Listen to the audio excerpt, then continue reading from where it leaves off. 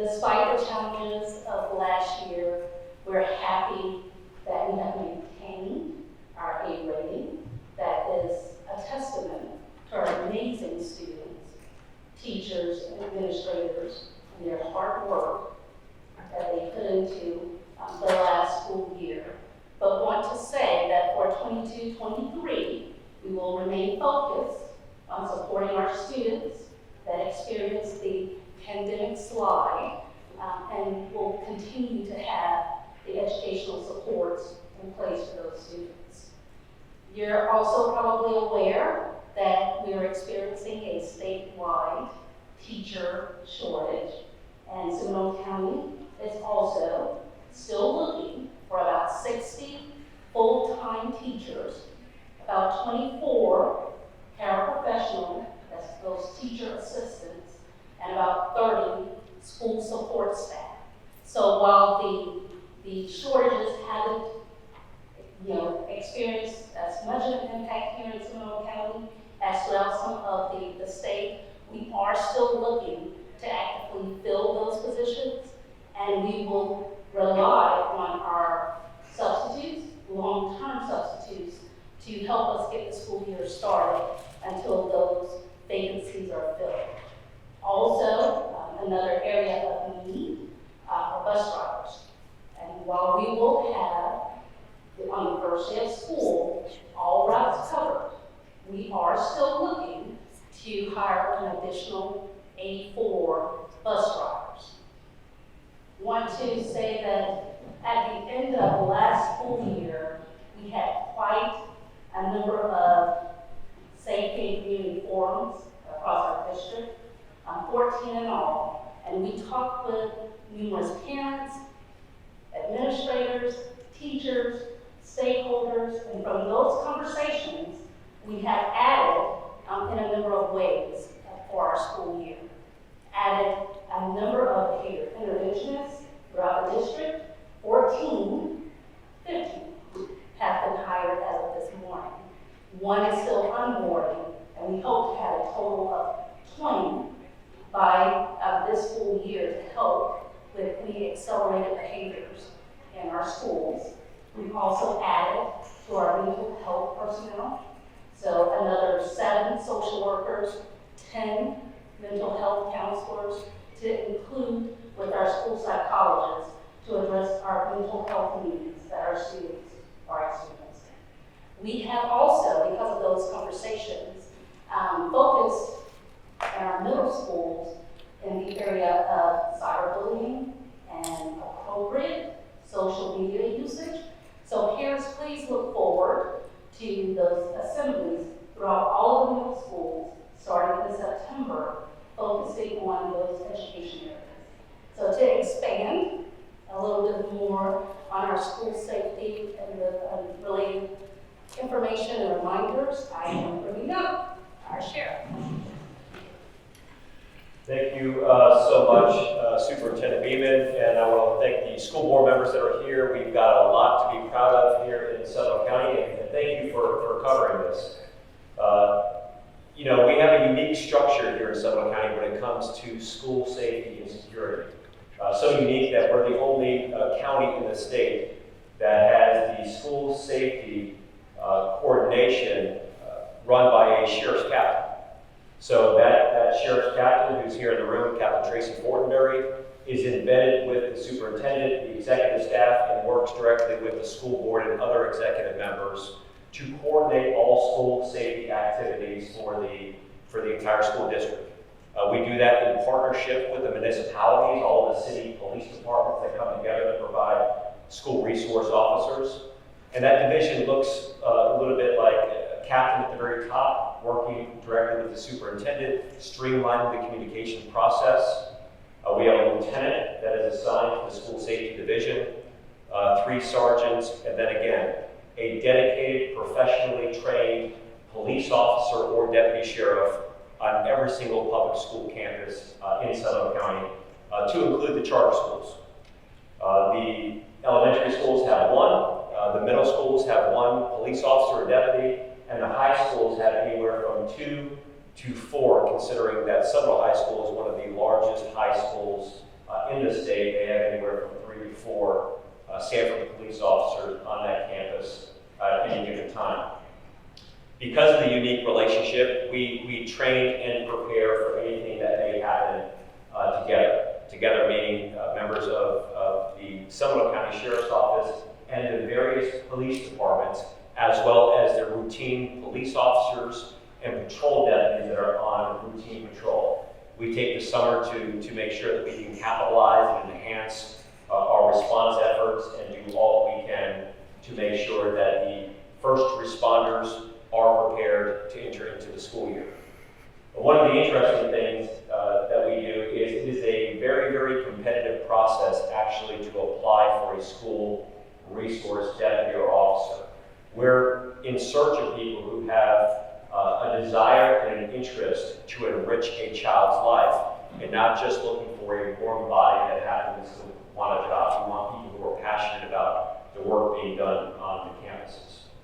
The superintendent and I just last week had the opportunity to address all of the new school board employees in an auditorium style. There were hundreds of people there, and a part of that overall orientation into their new responsibilities was discussing our school safety and security plan and the unique partnership that we're proud of.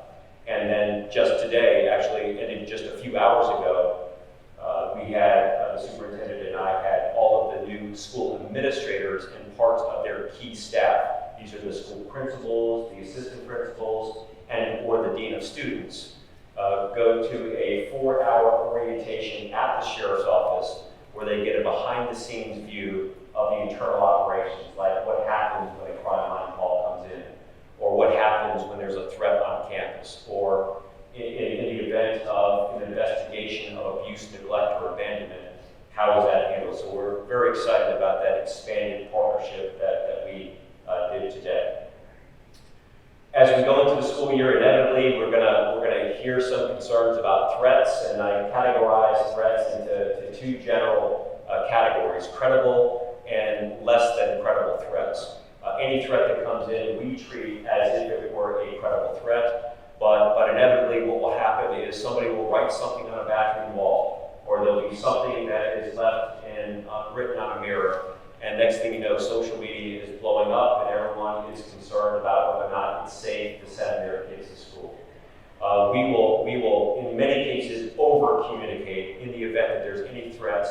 I can promise you if there's ever any credible threat, we would close the school campus down. Superintendent and I would be standing in front of cameras and sharing all that information. So again, just be cautious as you go in and make sure that we will communicate, and in many cases over-communicate any concerns in that regards.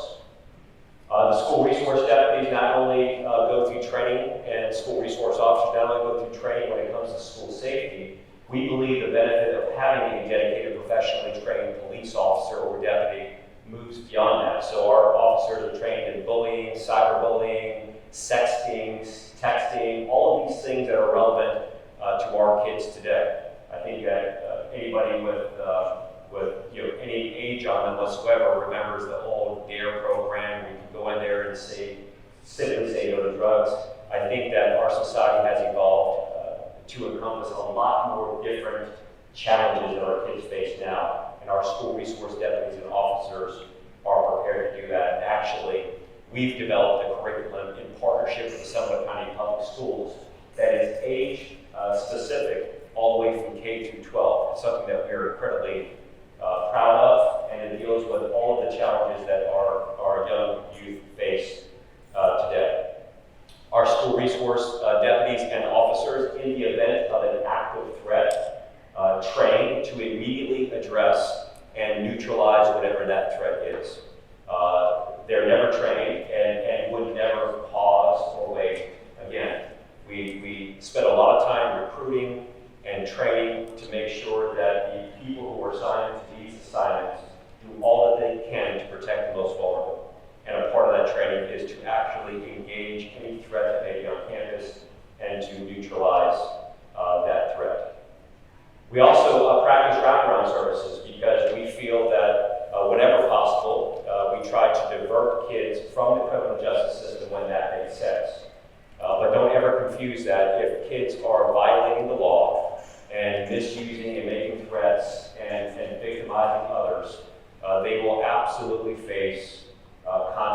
is to include the criminal justice system. Again, we're mindful that kids are going to be kids. We want people to have a safe and enjoyable environment at school. But in order to accomplish that, we have all types of wraparound services that provide enriching services, not only to the child while they're on campus, but their family, the neighborhood, and the community that they live in. Something, again, we're incredibly proud of what we do here. Here's a computer system. It's called the Raptor System. You know, we were one of the first school districts in the country, actually, to implement what was formerly an electronic system that allowed teachers, faculty, and staff to select one of 5 categories of emergency on campus. When we had that, we announced that many years ago. It was called the Rave Panic App. It had a unique partnership with Mutual Link that allowed us to tap into school cameras, audio systems, and actually hear what's going on. That has now evolved over the years to a program called Raptor. And Raptor also does a better job checking in, so at any given time we know who's on the campus. And we want to encourage all of our school teachers, faculty, staff to make sure that they download and are using that. Wonderful technology. There's other technologies that are in use as well, but we're evolving and doing all that we can. I want people to know about that, and I want them to download that app because it goes to the philosophy that safety is everybody's responsibility. And the police officers and deputy sheriffs that are on campus are not only there to address what happens at the school, but also there to be a resource for parents and guardians and kids and faculty and staff that may have some challenges that extend outside of the classroom or outside of the school environment. And I think that we can all recognize right now it is incredibly important for us to build and foster positive, effective relationship with our youth and our policing professionals that serve our community. And I'm proud to say that our program is doing that. When you see something, or if you're a parent and you're watching this video cast, or you're watching it on social media, you inevitably may come across during the school year, my son or daughter is bringing something home, and there's something that's happening on campus. How do I report that? Well, there's ways that you can do that. One, you can, of course, report that in person to the school resource deputy or officer that's on the campus. You can talk to a school professional, a principal, assistant principal, school teacher, somebody that's there on campus, or you can use our Speak Out hotline. Speak Out hotline is 1-800-423-TIPS, and it does not have to be a crime that you're reporting. You can actually report mental health concerns and all of these other challenges that our youth face right now. But that's one option. The second is you can go to the Speak Out hotline, which is speakouthotline.org. And Speak Out hotline, again, will take information in. In many regards, you can report things and remain anonymous. And we want to encourage people to do that. And of course, our kids, the P3 Campus app allows you to use the app either on an Android or iOS device. Download the app. You can communicate anything that may be of concern. Sometimes at the beginning of the year, you'll hear about code red drills. And I think that over the past few years, we have been pretty intentional of doing all that we can to make sure that the parents, faculty and staff, and students are aware when these drills are going to take place. In many regards, you'll receive a notification, sometimes even the night before, that there's going to be a code red drill, or during the day, you'll receive those notifications. But it is important for the family members, the guardians, and the students to know that we are going to drill, we are going to prepare, and there will be no surprise code red drills or anything like that. We're going in and we're making sure that we're intentional with our communication with that. School crossing guards. School crossing guards is another valuable resource and asset that I want everybody to be aware of. We have about 150 or so school crossing guards, and Seminole County is proud to have one of the state-recognized school crossing guard programs. When I say that, out of 7 years, the Seminole County Crossing Guard Program has received the State School Crossing Guard Program of the Year 5 out of 7 years. So that's something that we're incredibly proud of. But the guards are there not only to cross kids, but to give helpful tips on proper ways to wear a helmet. For kids who may not have the resources to purchase a helmet, we have helmets that we can give free of charge at the Sheriff's Office. We want to encourage you to take advantage of that. As we start the new school year, inevitably there is going to be traffic problems. One of the most called upon things is the beginning of the school year, and during summer people forget that your commute is going to be slowed down with school buses and in many cases new parents dropping off their kids. So if you're a parent that's watching that plans to drive your children off for the first couple of weeks or couple of days, please be mindful it's going to be delayed and bring your patience with you. For the parents that know the rules, don't try to violate the rules. Meaning, don't drop kids off in the middle of the street because you don't want to wait in line. Make sure that you get in and out there. That typically will calm down over the next several weeks, but at least we hope it does. Heavy traffic, car lines, bus stop, bus plans.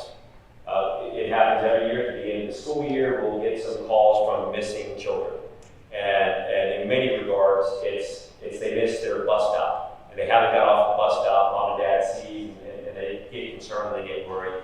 No problem at all. We want you to occur. We want to encourage you to call, check with us, we'll do all we can, but make sure that you talk to your children right now, do a dry run, say, here's your bus stop. If you should miss your bus stop, find a reunification location where you can get there, or just talk to the bus driver. The bus driver will help out, make sure that you're reunited.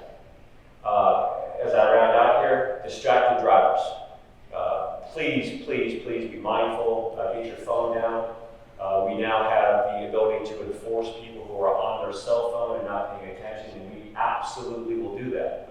So be mindful. There's a lot of pedestrian traffic, a lot of kids, a lot of bicycles, a lot of change in activity. But we want this to be a happy, successful school year, starting off with a tragedy or somebody getting hurt because they were not paying attention, that they were on their phone. Just put it down and be mindful that on the 10th, everything is going to change, especially when it comes to traffic and safety. And again, I want to thank our superintendent. We have such a wonderful partnership and relationship. I want to thank all of our school board members who really care passionately about providing kids. And you know, we've had a couple of crazy years, right, with restrictions and modifications and different things going back and forth. And it feels really good to get back into a classroom and to have really just a healthy dose of what we're so incredibly proud of. So with that, thank you so much.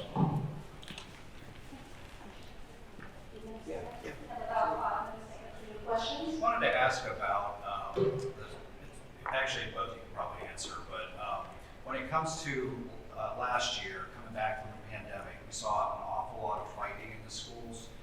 Did that influence how many SROs were going to be put into certain schools? I've heard some schools have more SROs than others, just because of that. Is that true? And you talk about that. It was a complete look at what the needs are. So it wasn't a particular fight or a particular school that experienced X number of incidents. It was a complete look at what is needed at each of the schools that influence where the resources are being pushed. You think that's going to improve this year? I mean, they've had a year under their belt now, being more social around one another. I mean, you anticipate that that's going to ease a little bit, or you're mindful that it could always pop up? That is our expectation, that these students are now back to getting back to normal, to their normal learning communities, to that social, I think the social environment that they were used to, and so that we believe the behaviors will improve, but we put in the resources so that we don't see that improvement, that we're able to address it. Sheriff, the timing of coming back to school is kind of unique. Parents sitting at home have seen a steady dose of the Parkland trial, a steady dose of the Alex Jones trial, which of course is not saying anything, and we all know about the disaster that Uvalde was. What's your pledge to parents when they're getting ready to send their children off to school about whether or not they should be anxious at all about their safety on campus? Yeah, and I think we're all mindful to do all that we can. And I think, you know, one of the things that I mentioned today to our new school principals and administrators, I said if the children, the parents and guardians, if the people that we serve have the opportunity to peer through the windows and watch the train, watch the dialogue, see how we're preparing absolutely confident that they would be incredibly impressed. But let there be no mistake about it. If there's an active threat on the campus, the men and women that are doing this job are going in and neutralizing that threat immediately. And I think on the national stage, we have seen countless examples where that system did not work out, at least the way we train here. And I want our parents and our guardians to know that having a good, effective relationship with the school board and the superintendent and the city police departments and training and coming together is going on is something we're proud of. One of our key responsibilities is to protect our most vulnerable, and that will always be our kids and our elderly, and always remain at the top of our list. You mentioned picking off of that, with the Seminole High School shooting from last year, and there was a third party that was looking at safety and security at all the schools. Has that report been completed yet, and have any implementations been done yet because of that? Well, certain of the things that you're asking about are, of course, confidential. And I will tell you that the lessons learned from that have influenced what you will see throughout the district, not just at Seminole High School. But yes. Sheriff, you were talking about some of the reporting apps and some of the technologies in place. One thing that we did a story on is when you kicked off the pilot program with Zero Eyes. That working? Yeah, Zero Eyes is something that we continue to foster that relationship. You know, when we had the press conference here, we were one of the original test sites, but we're incredibly optimistic that not only Zero Eyes, but additional advanced technologies is going to help us weed through the process, right? When you look at what has happened in various schools and campuses, inevitably there's going to be challenges, right? We want to use all that we can with technology and then human resources and human capital to minimize that. So not only with Zero Eyes, but I think that you'll see us fostering a relationship with other technology companies that want to demo and try things out. Trying to keep guns on campus. Yeah, absolutely. You want to keep guns off campuses. You want to make people feel safe. You want to encourage people to see something, say something. Right? We talk about that a lot, but I will tell you that the greatest asset and most valuable resource we have is the people who are on the campus. The people who are on the campus see things sometimes, and we want to make it as easy as we can for them to do. How do you want to prevent the guns in campus, for example, from students bringing into the campus? Yeah, so we have a single point entry. This is when we talk about kind of holistic approach. School engineering is a part of that, and we've done incredible work over the years to make sure that our campuses are secure with 0 point entries. And you still have challenges because schools are not prisons, schools are not jails, and sometimes we have activities that occur on the outside and all that. But with fencing and different type of environmental design strategies and advances, we're doing that. But like you see in the Sanford situation, Seminole High School, which the Sanford Police Department did a remarkable job with responding quickly to that. And, I think that we all kind of benefited from that situation not being worse than what it was. But you always kind of dissect. We call hot wash, is when you go back and kind of look at what worked, what did not work. And every time we do that, whether it's the school district or the sheriff's office, we're always tweaking, implementing new strategies. So again, the parent involvement and engagement is a big part of this. So kind of a little behind the scenes, like if somebody makes a report to the sheriff's office, through the Speak Out hotline, they call 911, they talk to the school resource officer, they let a faculty member know. What happens is our domestic security then quite literally works around the clock on the case.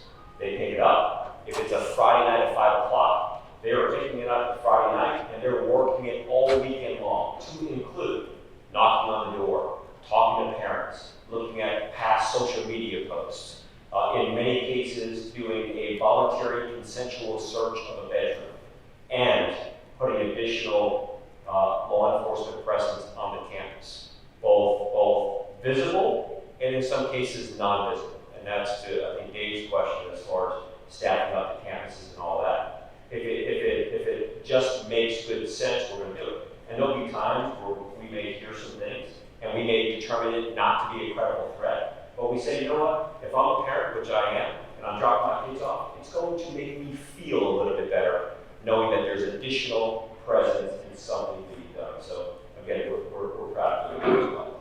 One of the big changes in the classroom this year is FSA going away and this switch to progress monitoring. Can you explain what parents and students should expect this year, and also will this be a better measure of performance? Well, we are, you're right, moving to new standards, new assessments. We have this summer spent 5 full days of additional training for our teachers to dive into those new instructional materials, new standards, so they can be prepared for what is coming. It's going to be a year of newness in a lot of ways. And we're going to be communicating to our parents about what to expect with the first progress monitoring, which will happen very soon here. And then as we move forward, what we're learning for this first year. So we're preparing for the standards, the new instructional materials. More than 2,300 of our teachers voluntarily came back for a full week of planning so that we can be prepared for success for our students. So those things will be communicated to the parents, and we're going to see just how successful Seminole County is at transitioning our families into this new testing environment, but also the new system, new books, and that sort of thing.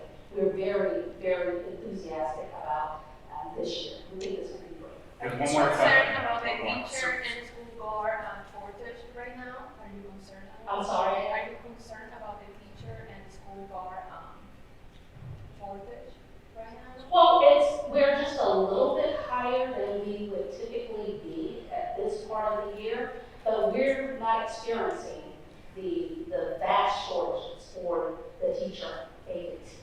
So we're very, I think we're going to be able to fill our vacancies. If we don't, we will have on the 27th of August another job fair to address any of the vacancies that are still kind of out there. But we're not that far off from where we typically are at this time of year. All right, that's it for questions. They have another event to be at, so I apologize for that. But if you have any other questions, very please you can send me an email, and we'll take it from there. Thank you.